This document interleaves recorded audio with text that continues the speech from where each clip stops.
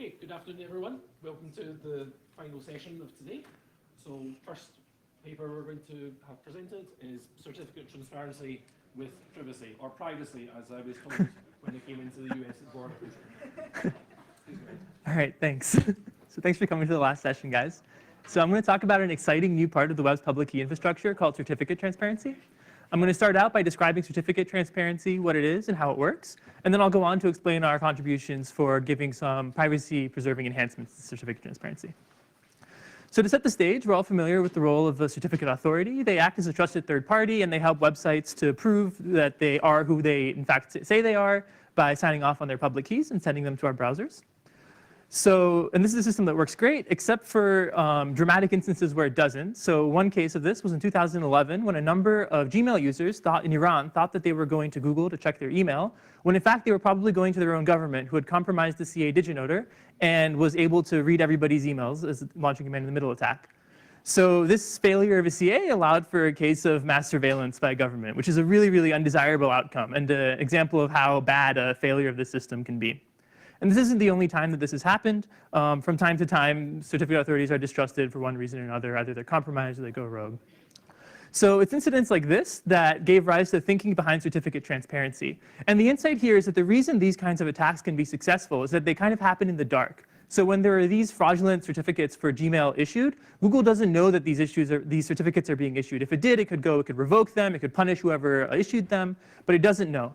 So certificate transparency fixes this by bringing all these hidden certificates into the light.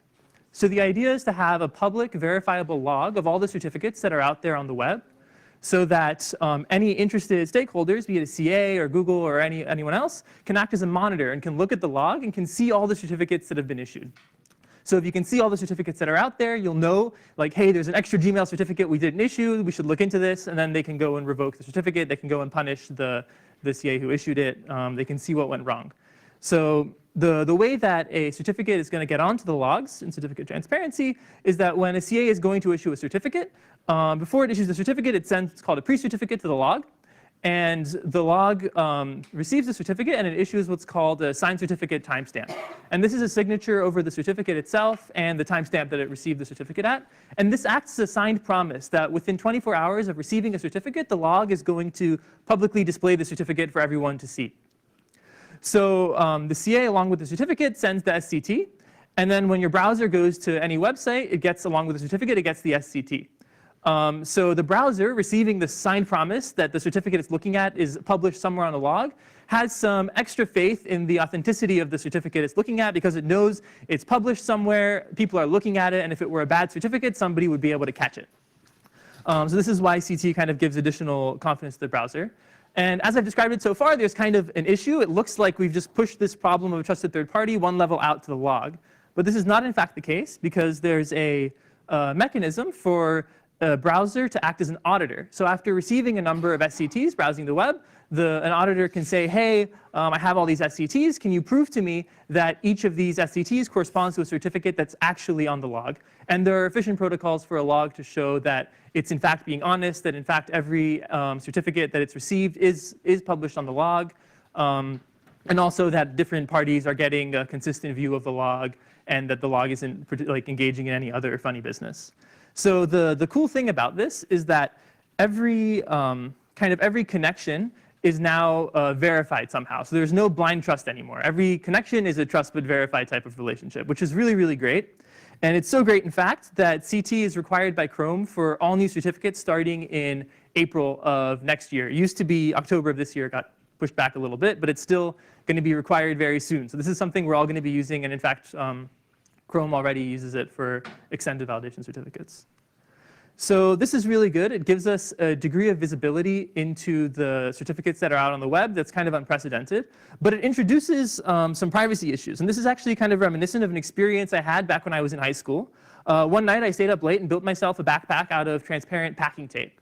And I thought I was really, really cool. And I started wearing this around. I made myself a wallet to match it. And after a couple of days, I had to stop using these things because it became apparent that everybody could see all my stuff. And kids would start asking me for gum in the hallways, and people would see how much money I had, and it wasn't good. So we don't want certificate transparency to go the way of my transparent backpack. So we thought it's important to think about the privacy implications that might come out of this and kind of take care of them early on. So for the rest of my time, I'm going to talk about our contributions. So there's two problems that I want to talk about. One is how we can achieve redaction of private subdomains, and the other one is what to do when the logs who are supposed to be publishing all the certificates are misbehaving.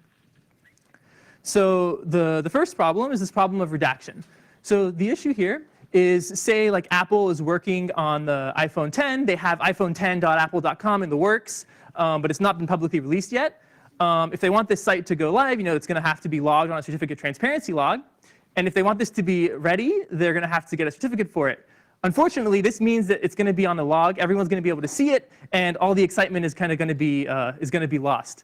So they want to be able to keep it secret. Likewise, on the slide, there's the example of a secret.facebook.com. If there's some sort of internal project that Facebook developers are working on, they have a number of internal sites, they don't want the whole world to know about it. These are their company's secrets. So ideally, what we want to have is some way of redacting the secret component of these domains, so that what appears on the log is, there's something.facebook.com has a certificate, and then now we're not leaking anything because everybody knows that Facebook owns a number of domains. We just don't know what the secret project at Facebook is called.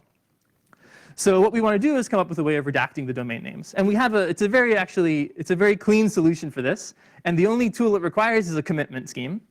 So the idea is that when Facebook goes to the CA and it wants to get a certificate, it sends everything that it would normally send to get a certificate. In addition, it sends a commitment to the secret component of the domain along with the opening of that commitment. And what the CA does is it goes to the log, and all it gives in the pre-certificate to the log is it omits the full domain name. It includes only the committed portion of the domain name. So what appears on the log is just commitment.facebook.com. And likewise, on the SCT, you're just going to get there's a commitment.facebook.com. So this SCT is something that belongs to Facebook. You don't know what domain it exactly corresponds to. So finally, when the certificate is produced, the certificate is going to have obviously the full name of the domain. It'll also have the SCT, and it'll have the opening of the commitment. So that when your browser goes to Facebook and it requests, or when some Facebook developer's browser goes to Facebook and it requests secret.facebook.com, and it gets the certificate back, all it has to do is verify that the commitment in the SCT corresponds to the domain that it thinks it's looking at, and then it can verify it just as it would previously in the way CT works now. So I think this is very straightforward. So it's clear that you're hiding what's on the log because of the commitment. Obviously, you can't reuse the SCT for different websites because of the binding property of commitments. The one security question that might come up is how can a monitor still check the log? So we said that monitors like Google, Facebook, everybody is going to be looking at the log to see if there are bad certificates out there. If all of a sudden we're hiding the names of the domains that are on the log, we're kind of making it harder for people to verify that the certificates are legitimate. But the realization here is that if Facebook has like 10 redacted certificates on the log, they know they have 10 redacted certificates on the log. So when they go and look at the log, if they see there's 11 redacted Facebook certificates, then they know something's gone wrong and they can go and investigate. So you're still able to do this checking. So I hope that I've convinced you that this is like a clear problem and it's a pretty straightforward solution. The rest of my time, I'll talk about the kind of a more elaborate solution we have, and this is for the problem of what happens when a log cheats. So I mentioned that logs are sending out these SCTs, these signed promises that every certificate they get is going to be included in the log. And the question then is what happens when a log does not do this, when a log says they're going to include something, but then actually doesn't. So right now, the way that this problem is solved is your browser is going to get the SCT. It's going to see it's not on the log, and it'll send it to like its vendor or someone who can go and punish the log. And that person will kind of verify that this SCT is missing from the log just by checking the log, and then they'll know they can go and punish the log operator, distrust the operator or something. There's two privacy issues here. One is if it's your browser that's being the auditor of the log, then in sending over the SCT that's missing from the log, you're revealing something about your browsing history. So now the vendor of the browser, whoever's verifying, whoever's checking the logs, knows that you went to the website that you went to. The second problem is that suppose you're this Facebook developer who went to secret.facebook.com, and that's the certificate that was omitted from the log. When you send this over to the verifier, the verifier is going to learn not only that you went to secret.facebook.com, but also that secret.facebook.com exists in the first place. So if you're Chrome, you're telling Google, hey, this certificate's missing. Now Google knows that Facebook has this secret project, and you've kind of enabled corporate espionage by using the CT. So we want to be able to mitigate both of these problems. Unfortunately, I won't have time to tell you our whole solution. So if you want to know the details, like, please come talk to me after.